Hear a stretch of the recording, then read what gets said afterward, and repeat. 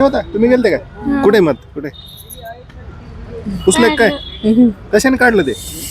कसे नाही आता ते तुम्ही ते निघले साल्ट काढलं ते हाताचं ते निघले इतकी भीती वाटली होती आम्हाला लईच भीती वाटली होती वाटत होतं काय करते कशाला केला देवधर्म काय ह्याच्या आधी केला नव्हता काय आम्हाला कुठं लावलंच नव्हतं पहिलीच वेळेस आहे असं जायची बिन व्हायची बी झाले जेजुरी दर्शन जेजुरीचं दर्शन नाही झालं नाही मतदान केलं मतदान केलं कुणाला घडीला कुणी सांगितलं करायचं काय नाव आहे तिचं वनिता जाधव त्यांनी सांगितलं घडीला करा